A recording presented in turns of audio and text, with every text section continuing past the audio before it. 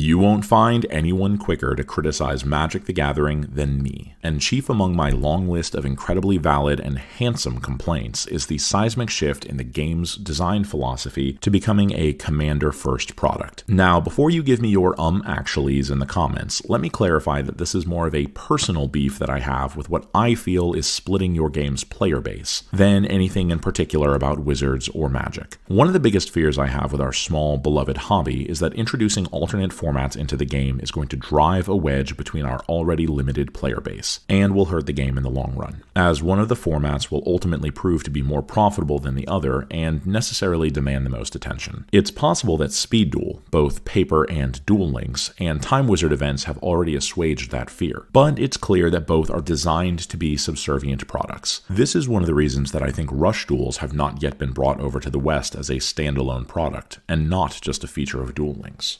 All this to say that while I heckle Magic for its fractured player base, I don't know that I've ever seen a community more divided in which media it consumes than Yu-Gi-Oh! A clear line of demarcation exists between people who loved and lived by the anime and players who have never seen and won't touch it. I don't think I've ever met a Pokemon TCG player who didn't play the games or watch the show. Granted, the average age of such players is roughly 12. And it would be ridiculous to imagine a One Piece player who hadn't made that long journey at least once. But it's not only common for us to meet a Yu-Gi-Oh player who hasn't watched any Yu-Gi-Oh aside from maybe some DM as a child, it's expected. You might say that this is because Pokemon and One Piece are massive, ongoing media franchises while Yu-Gi-Oh is not. And while I think that's now true, it wasn't always the case.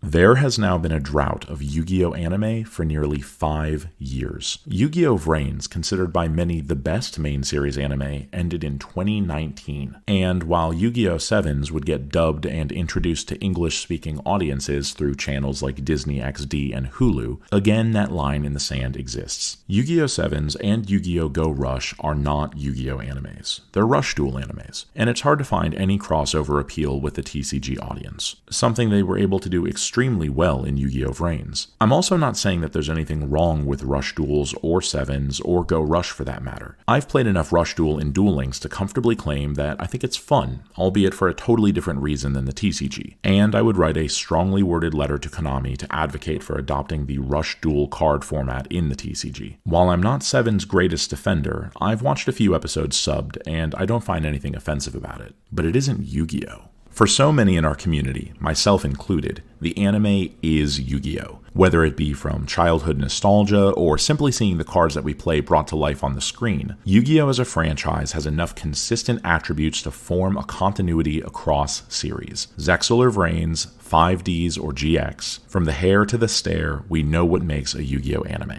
And it should be no surprise that many of the most popular archetypes among fans are archetypes from the anime. Dark Magicians, Hero, Altergeist, Super Heavy Samurai, some of the decks with the most unique and mechanically interesting playstyles and visual designs come from the anime. Unfortunately, what looks best on screen and what plays best in a YCS are rarely congruent. And while many of these decks have limited or no competitive success, we all know what hoops Konami jumped through to get Blue Eyes to win Worlds. These decks are still the heart and soul of many players. In one of the first videos on my channel, I make the claim that legacy support is the lifeblood of Yu-Gi-Oh! And much product is designed with that core value in mind, digging through the annals of Yu-Gi-Oh!'s animated past to bring into the modern day cards from yesteryear. I mean, in the past year alone, we've gotten Yubel, Gate Guardian, Gold Sarcophagus, Volcanics, the list goes on forever. And while I'm a big advocate for this method of support, and I'm as easy to nostalgia bait as anybody, I think that we're in agreement that we're nearing the end of the line for anime legacy support. I mean, really? Doodle Beasts? We can't keep living off the corpse of DM and GX forever. As much as I love those series deeply, it's clear when something begins to stagnate, and you can only circumambulate so many times before it turns into spinning the drain. We need a new main series Yu-Gi-Oh! Anime. Something to breathe life into the TCG once again, and get people excited. This will not only reinvigorate current fans, but will set the stage for legacy support for years to come. 10 years from now, when we're getting Dingus Goblin legacy support instead of the 16th wave of Salamangrates, it will feel as fresh to fans then as it does to us now. Protecting posterity and ensuring the long-term health of your brand is something that far-seeking, intelligent companies do.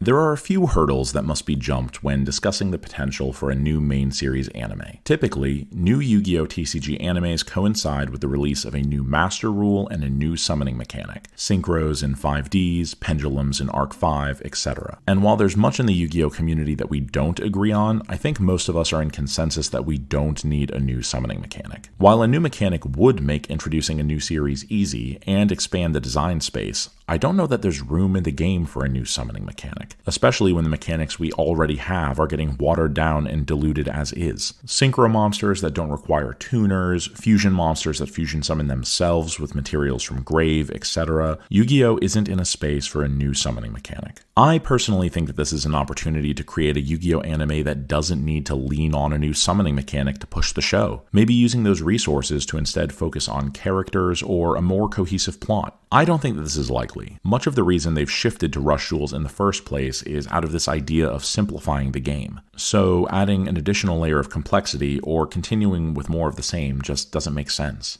Even the Rush Duel animes relied on pushing a new product, in this instance an entirely new game, in order to justify the anime's existence. And at some point it begs the question of what Konami wants from their franchise. Not every media property has to be some massively intertwined, multi-avenue superstar, but I can't be the only one who just wants more from our game.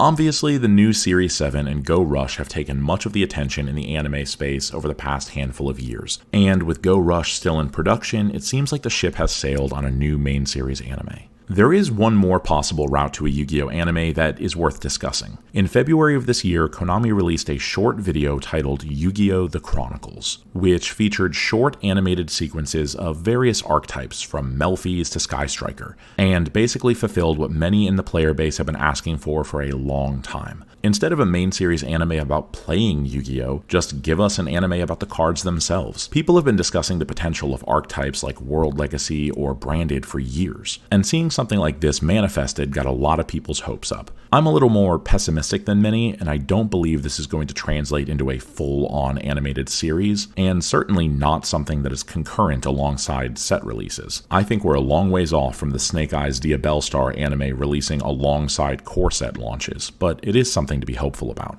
This is something that I don't think I'm in the minority about. Even players that don't care about the anime in the least recognize how important anime support is in increasing the game's popularity and staying power in the culture. We should be upset that so many of the pop culture references and memes from our franchise are over 20 years old. If that's not stale, I don't know what is. It may be possible that we're never getting away from Yugi and Kaiba.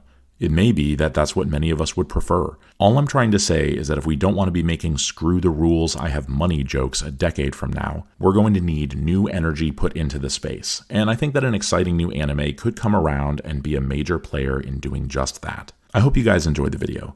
Make sure that you like, comment, subscribe, share, all that good stuff if you did. And remember to wash behind your ears.